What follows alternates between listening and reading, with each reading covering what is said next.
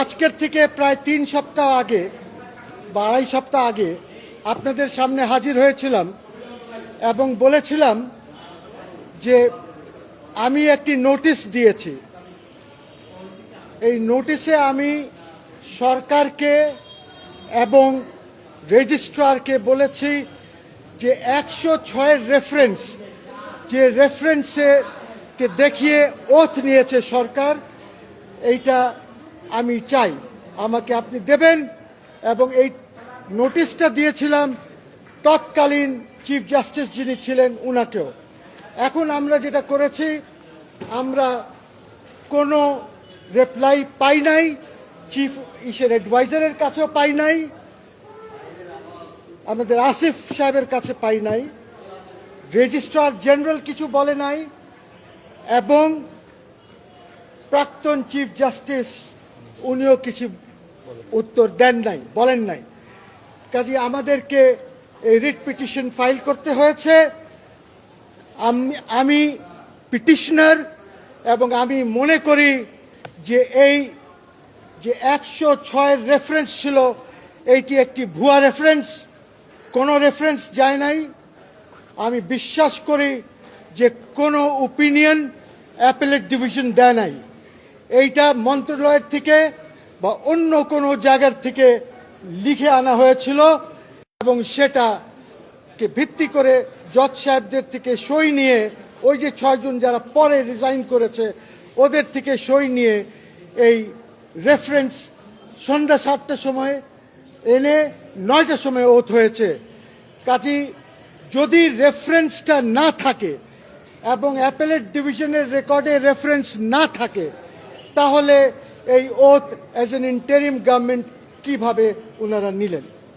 আমার কথা হচ্ছে যে ইন্টারিম গভর্নমেন্ট আপনারা কেন করতে গেলেন? জনগণ তো আপনাদেরকে ম্যান্ডেট দিয়েছিল। যখন এই অভ্যুত্থান অথবা রেভলিউশন যখন হয়েছে, তখন তো আপনার কাছে জনগণের ম্যান্ডেট ছিল। আপনার তো অ্যাপেলেট ডিভিশনের ম্যান্ডেটের প্রয়োজন ছিল না। আপনি কেন জনগণের ম্যান্ডেট নিয়ে একটি ইন্টারিম প্রভিশনাল সংবিধান করে আপনারা ওইটার উপরে কেন ওথ নেন নাই?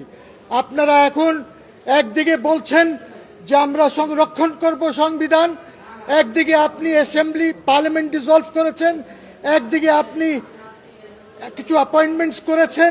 তো কি সংরক্ষণ করছেন? আপনারা জানেন যে যখন প্রাইম মিনিস্টার, বর্তমানে যিনি চিফ অ্যাডভাইজার, যখন উনি দেশের বাইরে যাবেন, সংবিধান বলছে উনি প্রেসিডেন্টের সাথে দেখা করে যাবেন এবং প্রেসিডেন্টকে জানিয়ে যাবেন যে উনি কোথায় কি আলাপ আলোচনা করবেন। আসার পরে উনি আবার ব্রিফ করবেন প্রেসিডেন্টকে যে আমি এই এই আলাপ আলোচনা করেছি। কিন্তু এখানে দেখা যাচ্ছে যে একদিকে সংবিধান সংরক্ষণ করবেন, কিন্তু আপনি ওই আর্টিকেলসগুলি মানছেন না। কাজেই আমি যে রিট পিটিশন করেছি, এইখানে আমি বলেছি যে ডাইরেকশন দেওয়া হোক, যে ওপিনিয়ন যেটা সুপ্রিম কোর্ট বা অ্যাপেলেট ডিভিশন তৎকালীন যেটা দিয়েছে সেটা কোর্টে হাজির করা হোক। আমরা দেখতে চাই যে কি রেফারেন্স ছিল এবং কি ওপিনিয়ন দিয়েছে। সো এই মর্মে রিট করেছি। আমি আশা করছি আগামী সপ্তাহে এই রিটটা মুভ করব ফারাহ মাহবুব, জাস্টিস ফারাহ মাহবুবের কোর্টে মুভ করব ইনশাল্লাহ। এই সপ্তাহ করছি না, তার কারণ হচ্ছে যে ওই কোর্ট একটু ব্যস্ত আছে, 15th অ্যামেন্ডমেন্ট আর সব কিছু কিছু মামলা চলছে। কাজে এই সপ্তাহ করব না, আগামী সপ্তাহ। আমার রিট পিটিশনের নাম্বার হচ্ছে 14,041-20-24। রেফারেন্স দেখতে চাই, আর যদি রেফারেন্স না থাকে আমরা এইটাও বলেছি যে তাহলে একটি ইন্টারিম কনস্টিটিউশন, প্রভিশনাল কনস্টিটিউশন করে সরকার চলুক। আমার ইউনূস সাহেবের বিরুদ্ধে কিছু নাই, কারোর বিরুদ্ধে কিছু নাই, কিন্তু আমি যেটা চাচ্ছি সেটা হচ্ছে যে কোনো ব্যক্তি রাষ্ট্রের সাথে কোনো ফ্রড করবে না। এইখানে যদি এটা প্রমাণ হয় যে ফ্রড হয়েছে, যারা রাষ্ট্রের সাথে ফ্রড করেছে তারা জনগণের সাথে ফ্রড করেছে এবং এই ফ্রড কিভাবে হলো, কেন হলো, এটা প্রয়োজন হলে আমরা ক্রিমিনাল মামলাও করব যারা ফ্রড করেছে।